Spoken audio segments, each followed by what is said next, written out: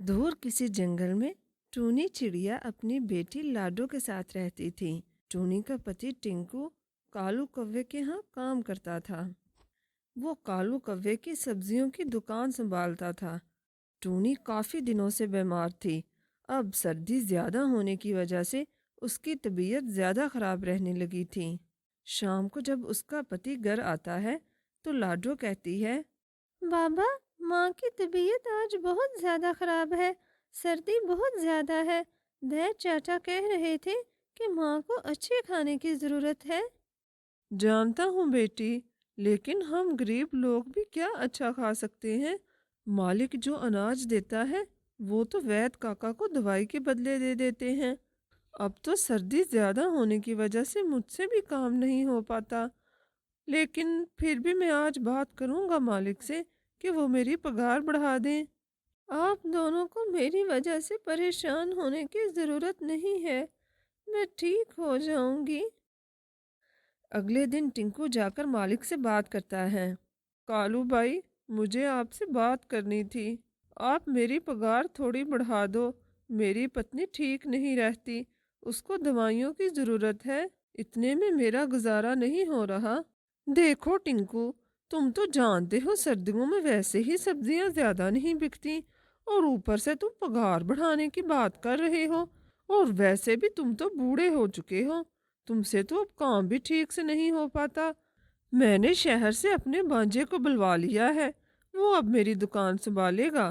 तुम कल से काम पर मत आना। ये सुनकर तो टिंकू और परेशान हो गया। वो घर पर आकर सब बताता है। अब क्या होगा? मैं भी तो बीमार पड़ी हूँ, वरना बाहर से हम दोनों मिलकर दाना इकट्ठा कर लेते। अभी वो ये बात कर ही रहे थे कि मिट्ठू आता है। अरे मिट्ठू भाई, तुम आओ। मैं ये बताने आया था, आज शाम को ही मौसम के पक्षी आए थे। वो बता रहे थे कि इस साल हमारे जंगल में बहुत बर्फबारी होगी। अपने अपने घरों को पक्का कर लो, और हाँ, आहार भी इकट्ठा कर लो। ये लो, एक और मुसीबत आ गई। फिर टिंकू उसे सब बताता है। हाँ, ये तो परेशानी की बात है। अच्छा, मैं अब चलता हूँ।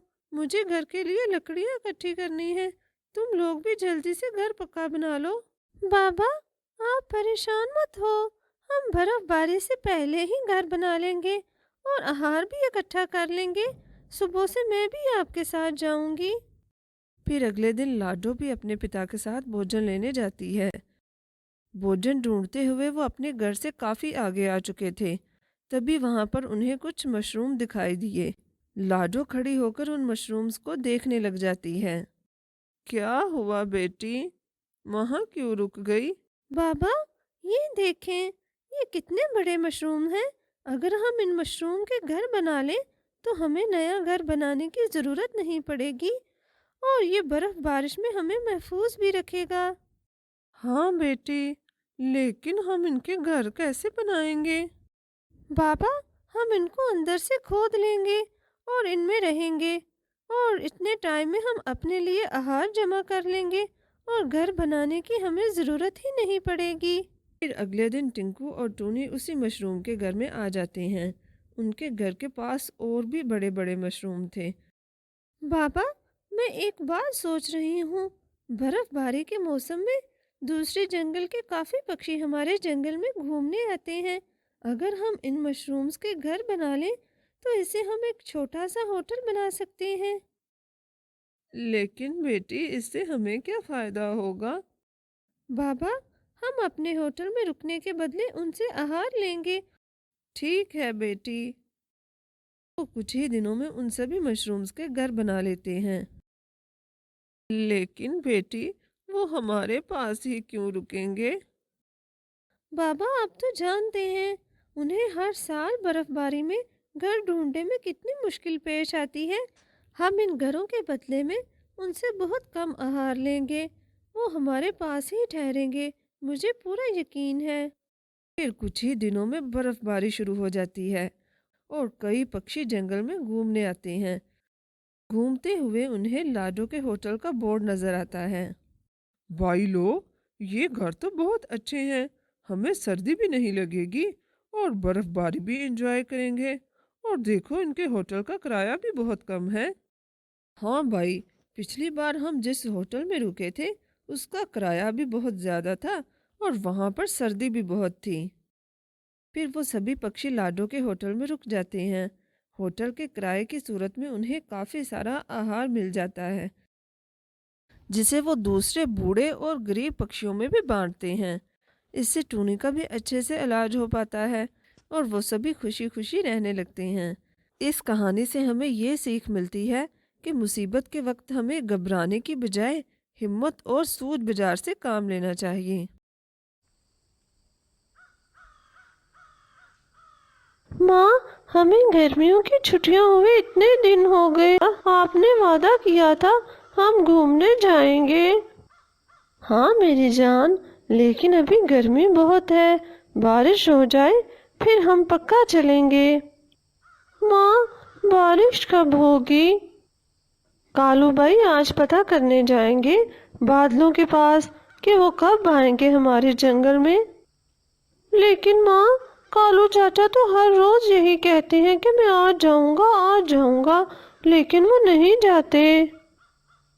अच्छा ठीक है, मैं आज उनकी तरफ जाती हूँ और उनसे पूछ कर आती हूँ। लाली चिड़िया कालू की तरफ जाती है। कालू भाई, आप कब बादलों की तरफ जाएंगे? अभी वो ये बात पूछ ही रही थी कि मीनू भी आ जाती है। हाँ कालू भाई, मैं भी यही पूछने आई थी। चला जाऊंगा, इतनी जल्दी भी क्या है, इतनी गर्मी पड़ रही है। जल्दी है ना, बच्चे बोर हो रहे हैं, वो पिकनिक पर जाने की जिद कर रहे हैं। बारिश का पता चलेगा तो हम तैयारी करेंगे ना। अच्छा, तो ये बात है, फिर मैं आज ही शाम को जाऊंगा। कालू शाम को बादलों के पास जाता है। कालू, तुम यहाँ, खैरियत है ना? हाँ बादल भाई, मैं तुम लोगों से ये पूछने आया था, तुम लोग हमारे जंगल कब आओगे? सब ठीक है ना कालू भाई, इतनी जल्दी क्या है? हाँ वो बच्चे हैं ना, चिंटू बिल्लू, सभी पिकनिक पर जाने की जिद कर रहे हैं, लेकिन गर्मी इतनी में पिकनिक पर जाना ठीक नहीं, इसलिए हमने उनसे कहा है जब बारिश होगी तब चलेंगे। अच्छा, तो ये बात है। वैसे तो अभी आपके जंगल में जाने की हमारी प्लानिंग नहीं, लेकिन अगर बच्चों की खुशी की बात है तो फिर हम लोग कल ही आएंगे। क्या सच में? हाँ, कल सुबह हम तुम लोगों के जंगल में होंगे और खूब बारिश बरसाएंगे। मौसम एकदम ठंडा हो जाएगा। कालू कौवा वहां से जल्दी से आकर सबको ये खुशी की खबर सुनाता है। सभी बच्चे बहुत खुश होते हैं। हमारे पास वक्त बहुत कम है, जल्दी से तैयारी करनी होगी, सभी काम पर लग जाओ। लेकिन हम जाएंगे कहाँ? जंगल के पास ही एक पार्क है, वहां चलेंगे, वहां नदी भी पास है। अगले दिन सुबह सुबह ही बादल आ जाते हैं और खूब बारिश होती है। बारिश को देखकर सभी पक्षी एकदम सुकून में आ जाते हैं और बच्चे भी बहुत खुश थे। वो बारिश में खूब नहाते हैं। बारिश रुकने के बाद मौसम काफी अच्छा हो चुका था। मेरे ख्याल से हमें अब निकलना होगा, फिर शाम को वापस भी तो आना है। हाँ लाली बहन, तुम ठीक कह रही हो। फिर वो सब पिकनिक के लिए चले जाते हैं। पार्क काफी बड़ा था, बच्चों के लिए झूले लगे हुए थे। सभी बच्चे झूले देखकर उनकी तरफ दौड़ते हैं। कितने खुश हैं ना सभी बच्चे। हाँ मीनू बहन, चलो बच्चों के खेलने तक हम लोग खाना बना लेते हैं। फिर वो सब मिलकर खाना तैयार करने लग जाते हैं। बच्चों को खेलते खेलते काफी वक्त हो चुका था। गुड़िया बिल्लू, जल्दी से आ जाओ, भोजन कर लो। माँ, बस कुछ और देर खेल ले। नहीं बेटा, बहुत वक्त हो गया है, अब आ भी जाओ, घर भी तो जाना है शाम होने से पहले। जी माँ। फिर सब खाना खाकर वापस आ जाते हैं। वो अभी घर पहुंचे ही थे कि तेज बारिश शुरू हो जाती है। सभी पक्षी अपने अपने घरों में थे। माँ, हम बारिश में नहा लें? नहीं बीलू, बहुत नहा लिया, अब और नहाओगे तो बीमार पड़ जाओगे। चुप करके सो जाओ। ठीक है माँ। दूर किसी जंगल में नीलो चिड़िया और टिंकू चिड़ा रहते थे। उनके दो बेटे थे। बड़े बेटे का नाम सोनू और छोटे बेटे का नाम कालिया था। उसके रंग और भोलेपन की वजह से सब उसे कालिया उस्ताद कहते थे। बड़ा बेटा सोनू काफी होशियार और चालाक था। उसे अपनी सुंदरता पर बहुत घुमंड था। वो छोटे के मुकाबले में ज्यादा सुंदर था। वो अक्सर अपने दोस्तों के साथ मिलकर छोटे के काले रंग का मजाक उड़ाता था। माँ ने भी कई बार उसको मना किया, लेकिन वो नहीं माना। टिंकू भी ज्यादा प्यार और तवज्जो सोनू को ही देता था। नीलो ने कई बार टिंकू को समझाया, पापा, आज मैं भी आपके साथ सोऊंगा। नहीं, तुम बड़े हो गए हो, अब खुद से सोया करो। लेकिन सोनू भाई तो मुझसे भी बड़े हैं, वो तो आपके साथ ही सोते हैं। मुझे भी आपके साथ ही सोना है, प्लीज पापा। मैंने कई बार कहा है तुमसे, खुद का मुकाबला सोनू से मत किया करो। पहले खुद को देखो, फिर मुकाबला करो उससे। नीलो को ये सब बिल्कुल भी अच्छा नहीं लगता। कालिया बेटा, तुम मेरे पास आ जाओ, मेरे पास सो जाओ। नीलो तो माँ थी ना, वो दोनों से एक जैसा प्यार करती। उसने टिंकू को भी कई बार समझाया।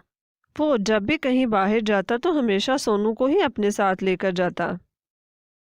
टिंकू, मैंने कई बार तुमसे कहा है ना कि दोनों के साथ एक जैसा सलूक किया करो। अच्छा अच्छा, ठीक है, अब जाऊं मैं? चलो सोनू बेटा, आज मैं अपने बेटे को दूसरे जंगल की सैर कराऊंगा। टिंकू के लाड प्यार ने सोनू को बहुत बिगाड़ दिया था। वो सबके साथ हमेशा बदतमीजी से पेश आता, जबकि उसके मुकाबले में कालिया हमेशा दूसरों की मदद करता। अरे कालिया बेटा, कहाँ जा रहे हो? कहीं नहीं चाची, मैं तो माँ बाबा के लिए भोजन लेने जा रहा था। बेटा, मुझसे ज्यादा बोझ लिए उड़ा नहीं जा रहा। क्या तुम मेरे साथ मेरे घर ये सामान पहुंचा सकते हो? हाँ चाची, क्यों नहीं, और आप मुझसे कहती ना, मैं आपको ला देता ये सारी चीजें। बहुत शुक्रिया बेटा, जीते रहो। ऊपर वाला तुम्हारे नसीब अच्छे करे, सबके काम आते हो। कालिया सारा दिन इसी तरह सबके काम आता। माँ और बापू का भी बहुत ज्यादा ख्याल रखता। वो दोनों अब जवान हो चुके थे। नीलो अब उनकी शादी के बारे में सोच रही थी।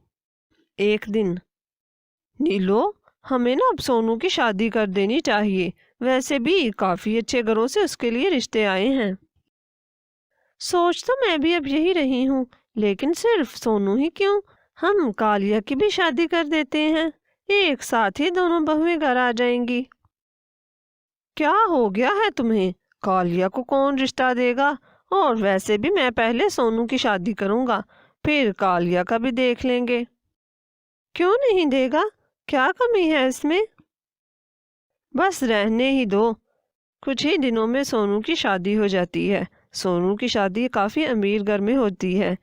शादी के बाद सोनू बिल्कुल ही बदल जाता है। उसकी पत्नी काफी अमीर घर से थी। वो अपनी पत्नी के मैके ही साथ जाने का सोच लेता है। वो ये सब कुछ बताने के लिए माँ के पास आता है। ये क्या कह रहे हो बेटा? तुम हम दोनों को छोड़कर जा रहे हो, इसलिए तो तुम्हें पाल पोस कर बड़ा नहीं किया। ये है ना कालिया, तुम लोगों के पास, ये ख्याल रखेगा ना तुम दोनों का। अच्छा, मुझे देर हो रही है, हमें निकलना है। अच्छा, मिलने तो आया करोगे ना? हाँ हाँ ठीक है, वक्त मिला करेगा तो आ जाया करूँगा।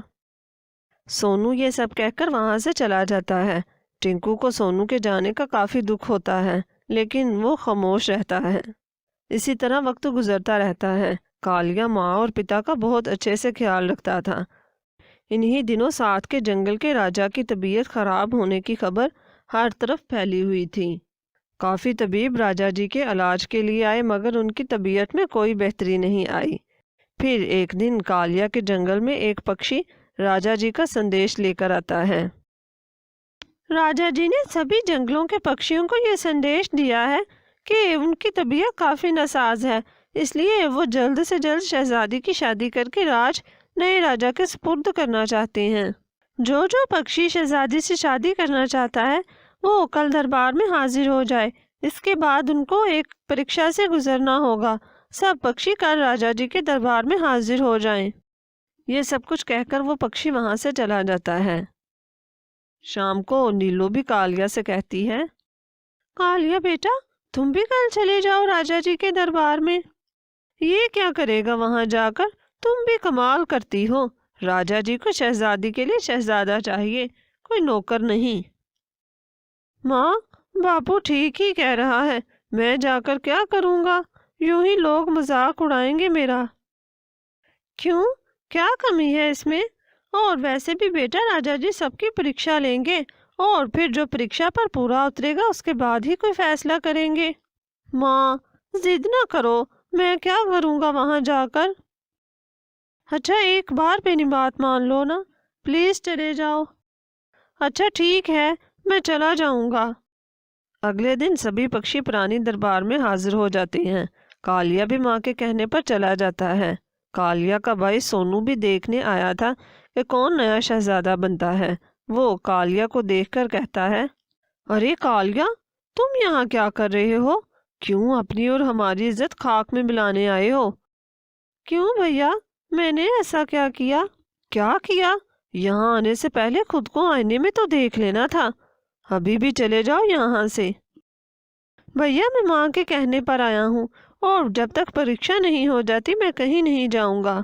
तो ठीक है, फिर बनवाओ अपना मजाक, और खबरदार यहाँ किसी को बताया कि मैं तुम्हारा कुछ लगता हूँ। कालिया को बाई की बातों से काफी दुख होता है। कुछ ही देर में राजा जी भी आ जाते हैं। सभी पक्षियों का बहुत बहुत स्वागत है। आज जहाँ आए हुए पक्षियों की परीक्षा होगी, ये सब तो आप जानते हैं। तुम तीनों को एक एक सोने का सिक्का दिया जाएगा। जो कोई भी शहजादी के लिए बेहतरीन तोहफा लाएगा उसी से शहजादी की शादी होगी और वही नया राजा होगा। तुम सबके पास कल तक का वक्त है। वो तीनों सिक्का लेकर मुख्तलिफ दिशाओं में निकल जाते हैं। बाकी के दोनों पक्षी शहजादी के लिए खुद से और सिक्के मिलाकर खूबसूरत हार और ताज लेते हैं, जबकि कालिया के पास तो उस एक सिक्के के अलावा कुछ भी नहीं था। वो काफी परेशान था। इस एक सिक्के से आखिर क्या आएगा? मेरे पास तो कोई और सिक्का है भी नहीं। अभी वो ये सोच ही रहा था कि एक बूढ़ा कौवा उसके पास आता है। बेटा, कुछ है तुम्हारे पास? मुझे खाने के लिए दो, मुझे भूख लगी है। बहुत दिनों से भूखा हूँ। मेरे घर वाले भी घर मेरा इंतजार कर रहे हैं। चाचा, मेरे पास खाने को तो कुछ नहीं है। हाँ, ये एक सोने का सिक्का है। कालिया सोचता है, इस एक सिक्के से शहजादी के लिए तो कुछ नहीं आएगा, और वैसे भी मैंने कौन सा शहजादा बन जाना था। इस एक सिक्के को बूढ़े को ही दे देता हूँ, शायद इसी के काम आ जाए। बाबा, तुम ये सिक्का ले लो। बहुत शुक्रिया बेटा, ऊपर वाले तुम्हारी मुश्किल को सफल करे। ये कहकर वो बूढ़ा पक्षी वहां से चला जाता है। अगले दिन फिर दरबार लग जाता है। दूसरे दोनों पक्षी बहुत खुश थे क्योंकि वो जानते थे कि उनके तोहफे बहुत कीमती हैं। राजा और शहजादी ने उन दोनों के तोहफे देखने के बाद कालिया से पूछा तो उसने सारी बात बता दी। सभी पक्षी खामोश थे। उनके ख्याल में राजा जी कालिया को सख्त सजा देंगे, मगर ऐसा कुछ नहीं हुआ। इस परीक्षा पर कालिया ही पूरा उतरता है और शहजादी की शादी कालिया से ही की जाएगी। मुझे इस राज के लिए ऐसे ही नेक और दयालु पक्षी की जरूरत थी। सभी बहुत हैरान थे। कालिया के भाई और बाप को तो बिल्कुल भी यकीन नहीं आया। वो दोनों काफी शर्मिंदा थे। छोटे, हमें माफ कर दो, हमने कभी भी तुम्हें अच्छा नहीं समझा, हमेशा तुम्हारा मजाक ही बनाया है। हाँ बेटा, कोई बात नहीं, आप लोगों को एहसास हो गया है, यही काफी है। तुम तो आज से राजा बनने वाले हो और यहीं रहोगे। हम लोग चलते हैं, तुम्हारी माँ इंतज़ार कर रही होगी। नहीं पिताजी, मैं भी चलता हूँ और माँ को अपने साथ लेकर आऊँगा। आज से मैं, आप और भैया एक साथ रहेंगे। इस तरह वो सब खुशी खुशी रहने लगते हैं।